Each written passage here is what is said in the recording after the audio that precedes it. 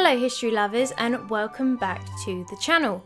With the release of the new Napoleon film on Apple TV, I thought we would take a look at Vanessa Kirby's character, the mesmerising and enchanting Empress Josephine, the first wife of Napoleon Bonaparte and the mother of Hortense, Queen of Holland. Oh, quick disclaimer, as with all of my French videos, there will be awful pronunciation. I will anglicise where possible, but if you have an issue, blame my school French teachers. Empress Josephine was born Marie-Joseph Rose Taché de la Pagerie, also known as just Rose, on the island of Martinique on the 23rd of June 1763. Her parents, Rose and Joseph, were part of the lower nobility and were plantation owners.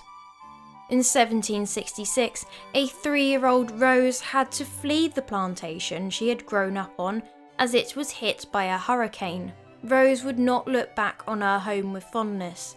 As will become very apparent with the future Mrs. Bonaparte, she loved fashion and clothes, and she even loved the Caribbean culture. But being on a plantation, in the heart of slavery, she would have seen unspeakable things, and she would never talk about it again. In 1773, Rose was sent to a convent in Fort-de-France, and it was here that she received an education that would make her a suitable match for someone of a higher social rank than her. This came to fruition in October in 1779 when 16-year-old Rose left Martinique to go to France to wed a viscount no less, Alexandre François-Marie Viscount Beauharnais. The marriage had been arranged by Rose's aunt. Alexandre was genius, billionaire, playboy, philanthropist. Not far wrong. He was intelligent, he loved women, except his wife, and he was overall a playboy who cheated on Rose right from the start. Unfortunately, this was considered normal for most of history. Alexandre and Rose officially wed on the 13th of December 1779 at the Noisy-le-Grand, just outside Paris. Despite his infidelity, the couple produced 2 children, Eugene and Hortense. Their first child, Eugene, was born on the 3rd of September 1781, and their second child, Hortense, was born on the 10th of April 1783. When Hortense was born, Rose was all alone. Alexandre was away in the French colonies, where he met one of his former lovers.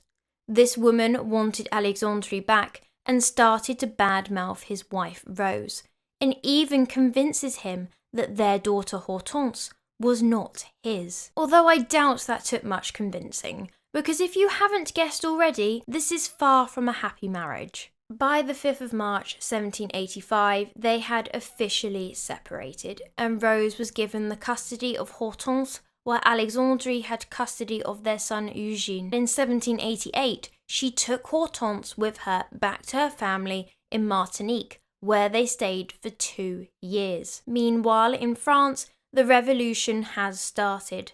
Her estranged husband, Alexandre, votes for the abolition of the privileges of the nobility, which makes him popular, and Rose benefits from this, as she is still a Beauharnais, even though she's got nothing to do with him. By 1790, the effects of the revolution had reached the French colonies, including Martinique, and Rose makes the decision for her and Hortense to return to Paris. Rose met up with her husband in November, presumably to discuss survival strategy. I got a bad feeling about this. In January 1794, Alexandre was arrested. France had entered its reign of terror, a period of anxiety where anyone could be guillotined for the slightest suspicion. Alexandre had been on the side of the revolutionaries and helped their cause, and when he wasn't helping the revolution, he was on his country estate doing nothing. He was arrested, but to be honest, the reasons for his arrest were flimsy and petty. But as he was part of the aristocracy, the revolutionaries wanted to use him to make an example of him.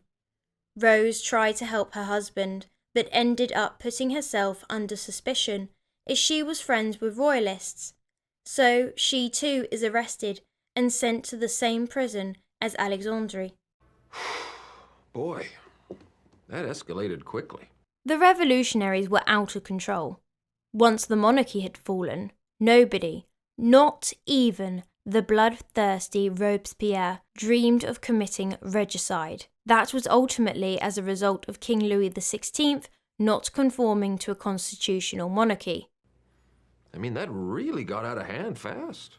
It jumped up a notch. It did, didn't it? On the 23rd of July 1794, Alexandre's name was called. He was taken from the prison by cart to the guillotine, and he became one of its many victims. 5 days later, on the 28th of July 1794, Rose, who was still in prison, had her name called.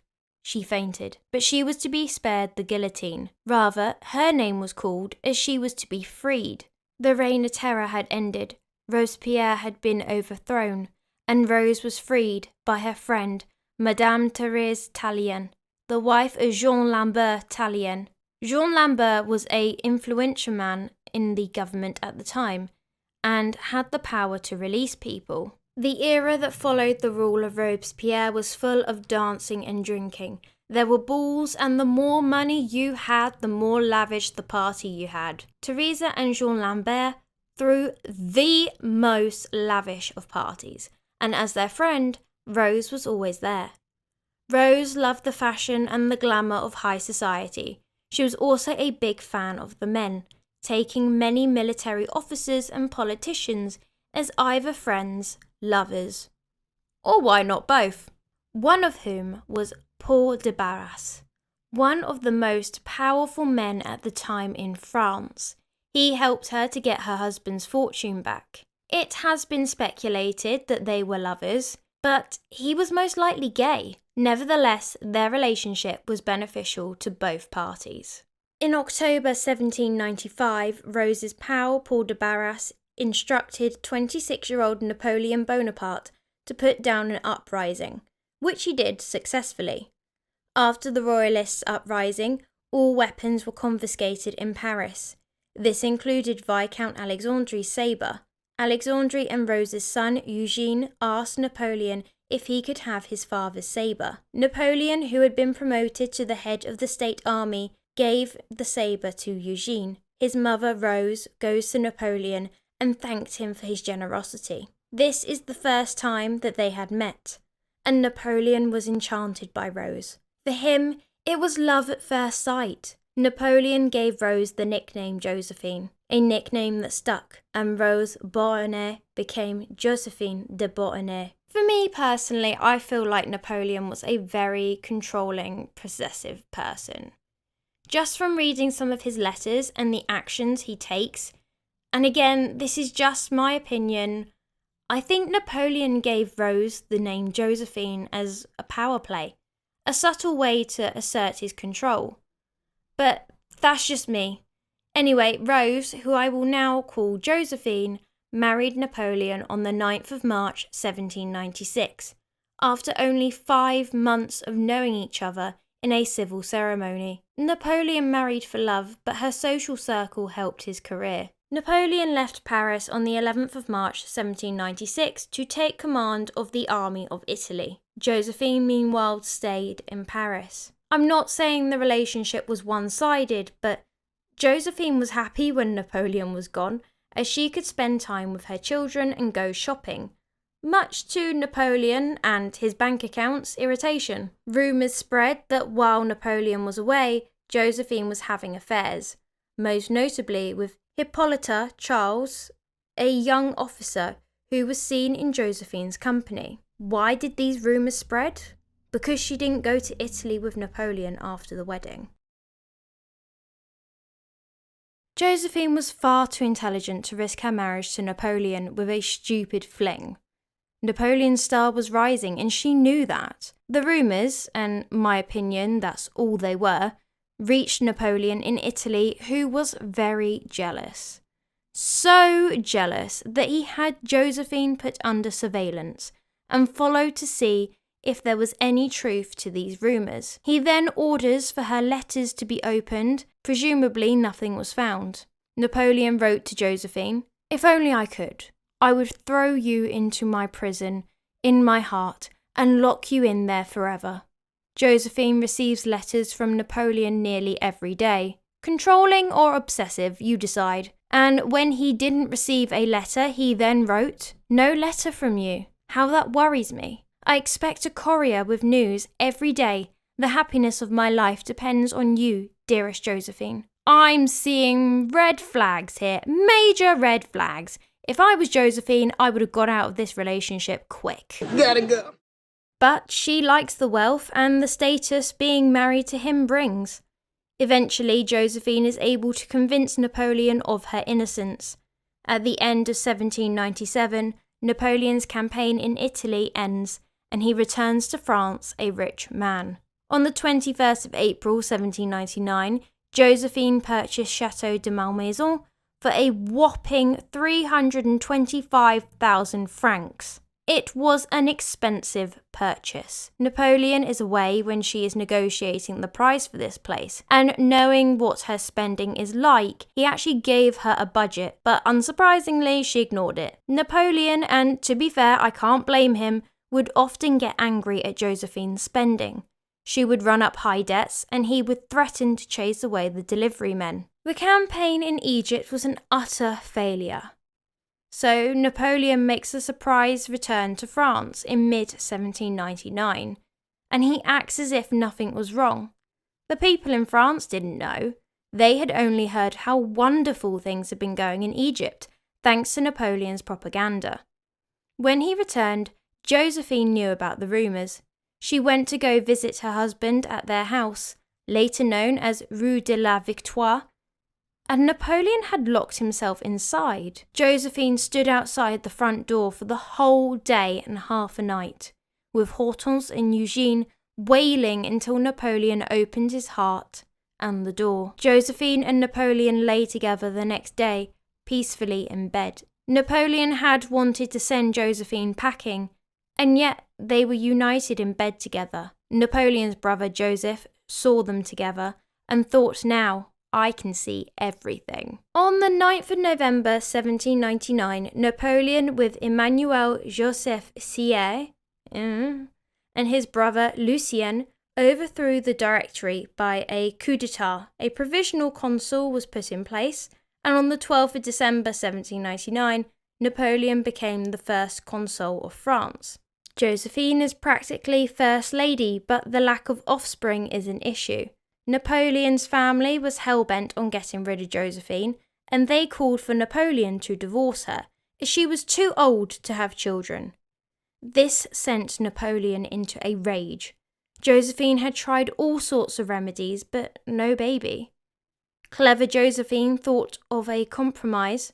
Her daughter Hortense should marry Napoleon's younger brother, Louis. That way, their child would have both Beauharnais and Bonaparte blood, and if they have a son, Napoleon could adopt their son as an heir. So far, Napoleon had been a stable ruler for France, and so on the 18th of May 1804, Napoleon was nominated/made the Emperor of France. It was thought having an emperor was better than having a council, and the decision of making Napoleon emperor was ratified by another plebiscite, which led to the infamous coronation. Josephine and Napoleon had been married in a registry office, but Josephine knew that her enemies were gathering to get rid of her, and as they got married in a registry office, the Catholic Church wouldn't view it as legit.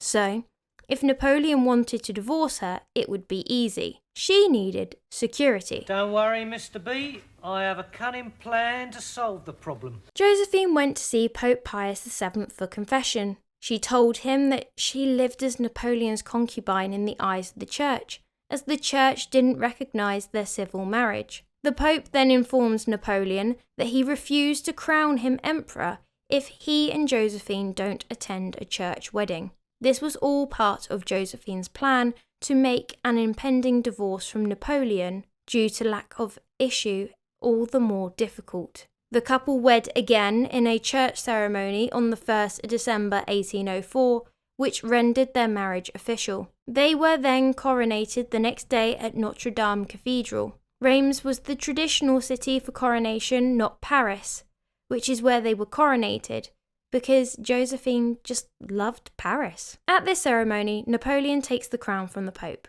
which he had designed to look like a Roman emperor's crown, and he crowned himself, as he felt no one else was worthy. Napoleon then crowned Josephine as Empress, and he ordered his sisters to carry Josephine's train as she entered Notre Dame. I bet they loved that, considering Napoleon's sisters hated Josephine even more than his brothers did, with a sprinkling of humiliation thrown in. It was reported that Josephine beamed the day that she was crowned Empress. In 1805, Napoleon is out on campaign again.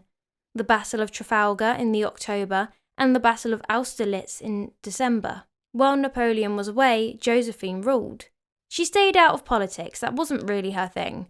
She enjoyed the glitz and the glam that came with being Empress, and her power really only came from Napoleon's love for her. During the Battle of Austerlitz, he wrote to Josephine saying, "The Battle of Austerlitz was the most beautiful of all battles.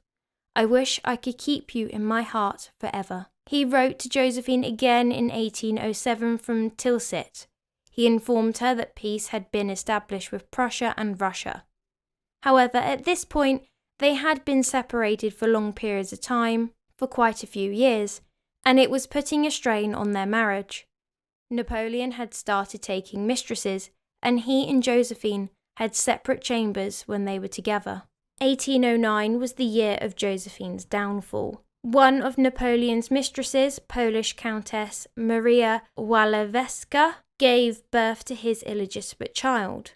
Much like with King Henry VIII and the birth of his illegitimate child, Henry Fitzroy, the birth of this child proved, at least in Napoleon's mind, that he was not infertile. Napoleon was also aware that politically, he needed an heir, and although he had one sorted, the children of Hortense and Louis, a direct heir would be preferable. Ironic, seeing as it would be the adopted heir that would succeed him. On the 30th of November 1809, Napoleon publicly announced that he still loved Josephine, but in the interest of France, he has decided to divorce Josephine, who wept and was on her knees begging Napoleon to reconsider.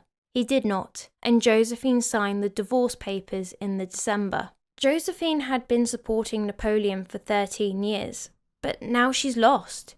She doesn't know what her purpose is and becomes depressed. Napoleon also feels sorrow at the loss of his closest confidant. Josephine retires to Chateau Malmaison, and Napoleon remarried on the 11th of March 1810 to Marie-Louise, the great niece of Marie Antoinette. Go check out my video on the two women if you want to know what Napoleon's two wives actually thought of each other. Despite no longer being married, Josephine and Napoleon kept in touch, and in his letters he called her "my dearest," and even wrote, "Never doubt the sincerity of my feelings for you," writes Napoleon. "They will last as long as I live." Napoleon would also visit Josephine without Marie-Louise, who did not approve. Josephine and Napoleon's relationship is good. They don't fight, but she is no longer in the inner circle. She watches from the outside looking in. Marie-Louise and Napoleon lived in Paris, and the mention of Josephine's name would cause the Empress distress. As a result, Paris, the city that Josephine loved, was now the one place that she couldn't go. After the divorce, Josephine kept the title of Empress at the insistence of Napoleon. "She had been crowned with my hand. I want her to keep the rank and title of Empress.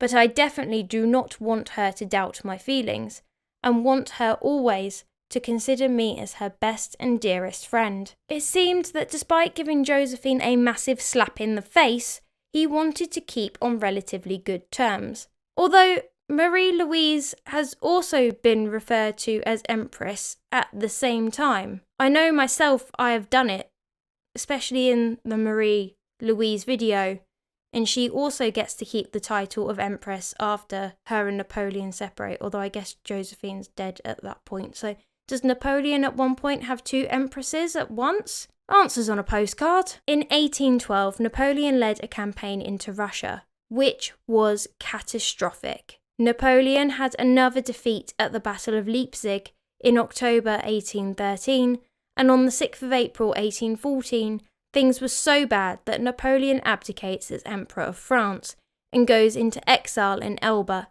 The Bourbon family is reinstated with King Louis XVIII.